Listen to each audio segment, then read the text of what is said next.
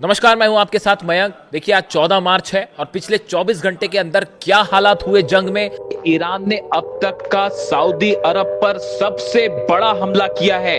Iran की missile सीधा गिरी है प्रिंस सुल्तान बेस के ऊपर, सऊदी अरब का वो बेस जहां पे अमेरिका के कई फाइटर जेट्स मौजूद हैं। और जो अब तस्वीरें सामने आई हैं, जो खबर सामने आई है, उसके मुताबिक ईरान ने खुर्रम शहर 4 मिसाइल से सऊदी के इस बेस को निशाना बनाया, जिसमें वहां खड़े अमेरिका के 5 जेट्स तबाह हो गए हैं। 5 जेट्स तबाह हुए हैं और ये सब के सब हैं KC-135 रिफ्यूलिंग जेट्स। ये वो जेट्स हैं जिनका इस्तेमाल होता है F-35 जेट्स और F-16 जेट्स जब हमले करते हैं, उस दौरान हवा में उनमें रिफ्यूलिंग यानी गैस और ऑयल भरने का काम करते हैं। देखिए, इसका मतलब ये है कि एक सऊदी अरब से अब flight take off fighter jets अगर टेक ऑफ करते हैं तो उनके लिए रिफ्यूलिंग नहीं हो पाएगी। ये एक बड़ा झटका है अमेरिकन एयरफोर्स के लिए। और खास तौर पर देखिए, सऊदी में बताया जा रहा है कि ये अब तक का सबसे बड़ा अटैक है। और जिस तरह से मिसाइल्स गिरी वहां पे, जो खबरें सामने आई कि पूरी तरह से डिफेंस सिस्टम नाकाम हुए,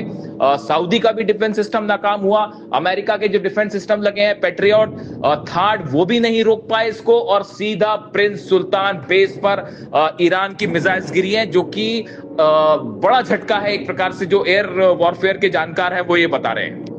इसी के साथ देखिए, एक और बड़ी खबर आई है बगदाद में अमेरिकन एम्बेसी के ऊपर ड्रोन और मिसाइल अटैक हुए हैं। देखिए, बगदाद में जो अमेरिकन एम्बेसी है उस पर आज सुबह यानी 14 तारीख की सुबह ड्रोन्स गिरते हैं और बड़े धमाके होते हैं, और उसके कुछ ही देर बाद मिसाइल अटैक भी होता है। यानी ईरान की मिसाइल भी अमेरिकन एम्बेसी पर गिरी है बगदाद में, जिसमें कई लोगों के घायल होने की खबर आ रही है। और बताया जा रहा है कि जो वहां पे हेलीपैड बना हुआ था टेक ऑफ करने के लिए, जिससे एम्बेसी के कर्मचारी बाहर जा पाते थे, उस हेलीपैड को पूरी तरह से तबाह कर दिया गया है। यह भी एक बहुत बड़ा झटका अमेरिका को लगा है। और बगदाद में देखिए, जिस तरह से ईरान ने कहा कि जितनी एम्बेसीज हैं सब निशाने पर हैं, और उसी दिशा में मामला आगे बढ़ रहा है, और बड़ा हमला बगदाद में ही हुआ। इसके अलावा देखिए, आज सुबह एक बड़ी खबर आई कि डोनाल्ड ट्रंप के आदेश के बाद अमेरिकन फोर्सेस ने B-2 बॉम्बर्स से ईरान के खार्ग आइलैंड पर जो है हमला किया। खार्ग आइलैंड वो जगह है जहां पे ईरान के कई मिसाइल सेंटर्स हैं। बड़ा ऑयल बिजनेस ईरान का यहां से होता है। पूरी दुनिया का कई शिप्स यहां से गुजरते हैं, और ईरान का सबसे बड़ा ऑयल सेंटर है। इसको निशाना बनाया गया है। B-2 बॉम्बर्स ने यहां पे हमले किए हैं, बंकर बस्टर बम्स बरसाए गए हैं, और जिससे नुकसान की तस्वीरें भी सामने आ रही हैं। लेकिन इस हमले के बाद देखिए, डोनाल्ड ट्रंप का जिस तरह से मैसेज आया कि ये अगर ईरान ने अभी भी सरेंडर नहीं किया तो इस तरह के और हमले होंगे, और भी बड़े हमले होंगे। लेकिन डोनाल्ड ट्रंप के इस मैसेज के कुछ ही देर बाद ईरान की तरफ से बड़े मिसाइल्स अटैक शुरू हो गए। यानी ईरान ने तुरंत फौरन जवाब भी दे दिया है। अब देखिए, इसके अलावा एक और बड़ी खबर है। इजराइल के नेवातिम बेस पर बहुत सारी मिसाइल्स गिरी हैं ईरान की। बताया जा रहा है कि खुर्रम शहर और फतेह 2 मिसाइल से नेवातिम बेस को पूरी तरह से तबाह कर दिया गया है। और ये वो जगह है जहां पे इजराइल के F-35 जेट्स टेक ऑफ करते हैं हमला करने के लिए।